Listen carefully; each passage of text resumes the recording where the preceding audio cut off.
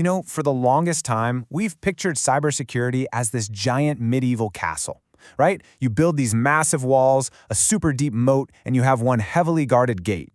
The idea is simple. Everything inside is safe, and everything outside is a threat. It's a really powerful image. But what if I told you that entire idea, the very foundation of how we protect our digital lives, is just wrong? So let's just start with a direct question. Is your network really a fortress? I mean, think about it.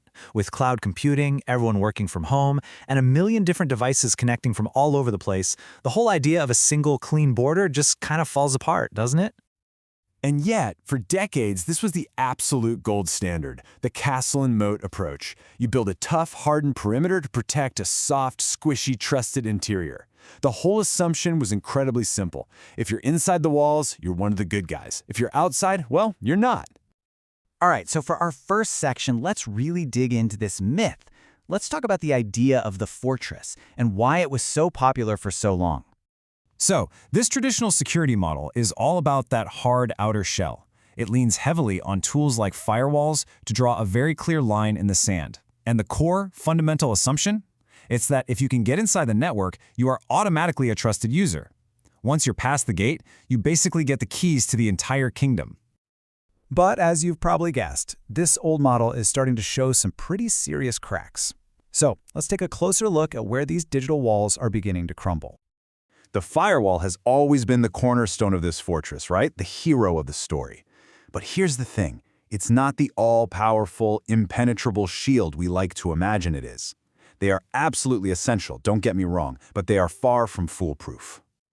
And this is where it really starts to break down. See, firewalls can only block what we specifically tell them to block. They're notoriously easy to misconfigure, leaving these huge invisible holes. But here's the real kicker. They offer almost zero protection against threats that are already inside the network. An angry employee? A stolen laptop? A firewall just wasn't built for that. And the consequences of these weaknesses? They are just staggering. By 2025, the projected annual cost of cybercrime is expected to hit $10.5 trillion. This isn't just some tech problem anymore. This is a full-blown global economic crisis, and it's being fueled by our dependence on these outdated ways of thinking. So how are the bad guys actually getting in? Are they launching these massive, complex assaults against our firewalls? Not usually. The reality is a lot less dramatic. A whopping 81% of breaches use something as simple as weak or stolen passwords. Attackers aren't breaking down the door. They're just letting themselves in with a key they found lying around. And this right here, this is the biggest flaw in the whole fortress model. Look at this. A full 34%, that's more than a third of all breaches, involve internal actors. We're talking about people who are already inside the trusted zone. A firewall is completely and totally useless against someone who's already been let across the drawbridge. So, if the castle is crumbling, what do? We can't just rebuild the same old walls. We need a whole new way of thinking. Which brings us to our solution: zero trust. So if the old way is broken, what's the answer? What's next? The answer requires a pretty radical shift in how we approach security. It's a philosophy, really, called zero trust. And hey, if you only remember one thing from this whole explainer, make it this motto right here. Never trust, always verify. This simple little phrase, it flips that entire old model completely upside down. Okay, so here's the more formal, textbook definition from NIST. A zero-trust architecture is a system focused on protecting resources, like your data and your apps, not just the network. And here's the most important part. It assumes no implicit trust. It does not care if you're in the office, at a coffee shop, or on the moon. You're treated with the same healthy dose of skepticism no matter what. Okay, the concept sounds great, but you're probably wondering, how does this actually work in the real world? So let's break down the mechanics of it. It's really built on three main ideas or pillars. First, you verify explicitly. Every single time someone tries to access something, you challenge them. You check everything. Second, you use least privilege access. This just means you only get access to the exact things you need to do your job and absolutely nothing more. And third, you assume breach. You design your entire network with the assumption that an attacker is already inside, and you focus on making it impossible for them to move around and do any real damage. You can really see the huge difference when you put them side by side. The traditional model trusts you based on where you are and gives you really broad access. The zero trust model? It trusts no one by default.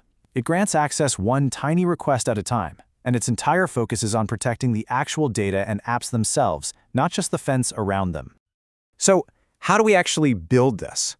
Well, it's not a single product you go out and buy. It's a strategy that uses a lot of tools we're already familiar with, things like multi-factor authentication, or MFA, checking to make sure a device is healthy and up to date before it connects, and a really cool practice called microsegmentation, where you break the network up into tiny, isolated zones.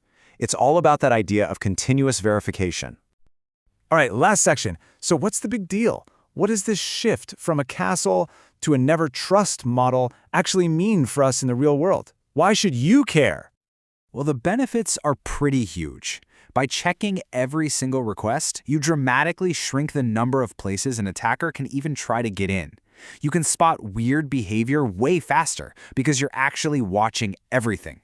And honestly, this model is practically built for the way we work today. With cloud apps and remote teams, it makes secure access from anywhere not just possible, but safe.